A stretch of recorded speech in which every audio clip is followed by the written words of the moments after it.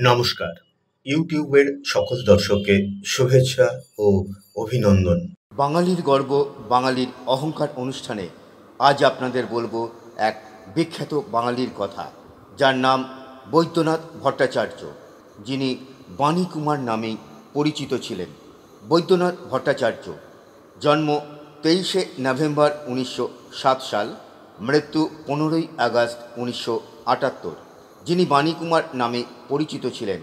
বাণীকুমার একজন বিশিষ্ট ভারতীয় বাঙালি বেতার সম্প্রচারক, গীতিকার, প্রযোজক ও নাট্য পরিচালক। তিনি কলকাতার বাসিন্দা ছিলেন। পঙ্কজ কুমার মল্লিক ও বীরেন্দ্র কৃষ্ণ ভদ্রের সমসাময়িক বাণীকুমার 1930-এর দশক থেকে সুদীর্ঘকাল অল ইন্ডিয়া রেডিও বেতার কেন্দ্রের সঙ্গে যুক্ত ছিলেন। বাণীকুমারের সর্বাধিক পরিচিতি তাঁর মহিষাসুরমর্দিনী নামক বেতার সঙ্গীতালেখ্যটির রচনা ও প্রবর্তনার জন্য। 1931 সাল থেকে অদ্যাবধি মহালয়ার দিন ভোর 4টের সময় কলকাতার আকাশবাণী থেকে এই অনুষ্ঠানটি সম্প্রচারিত হয়। বীরেন্দ্র কৃষ্ণ ভদ্র এই অনুষ্ঠানের ভাষ্য ও শ্লোক পাঠ করেছেন এবং সুর সংযোজনায় ছিলেন পঙ্কজ কুমার মল্লিক। বাণীকুমারের জন্ম ও বাল্যকাল। বাণীকুমারের পিতৃদত্ত নাম বৈদ্যনাথ ভট্টাচার্য। তিনি 1907 খ্রিস্টাব্দের 23শে নভেম্বর হাওড়ার কানপুর গ্রামে জন্মগ্রহণ করেন। তার পিতা ছিলেন সংস্কৃতজ্ঞ পণ্ডিত ও ইতিহাসবিদ বিধুভূষণ ভট্টাচার্য এবং মা অপর্ণা ভট্টাচার্য। তাঁদের 2 ছেলে ও 2 মেয়ের মধ্যে জ্যেষ্ঠ পুত্র ছিলেন বাণীকুমার। তাঁদের আদি নিবাস ছিল হুগলির আটপুরে। বাণীকুমারের শিক্ষাজীবন। বাণীকুমার হাওড়া জেলা বিদ্যালয়ে তার প্রাথমিক শিক্ষা গ্রহণ করেন।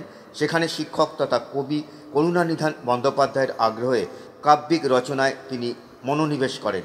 এরপর প্রেসিডেন্সি কলেজ থেকে তিনি ইংরেজিতে স্নাতক হন। তার পিতা ও পিতামহের সংস্কৃতে জ্ঞান থাকায় তিনিও সংস্কৃত বিষয়ে পড়াশোনা করেন এবং কাব্য সরস্বতী উপাধি পান। বাণীকুমারের কর্মজীবন। সাংসারিক চাপে পড়াশোনা বেশি দূর না করতে পারায় তিনি ট্যাক্সালে চাকরি করা শুরু করেন। সৃষ্টিশীল মননের অধিকারী হওয়ায় 1927 খ্রিস্টাব্দে 1 নম্বর গার্লস্টিন প্লেসে এক বেসরকারি প্রতিষ্ঠানের উদ্যোগে কলকাতা বেতার কেন্দ্র স্থাপিত হলে তিনি চাকরি ছেড়ে দিয়ে বেতার কেন্দ্রে যোগ দেন।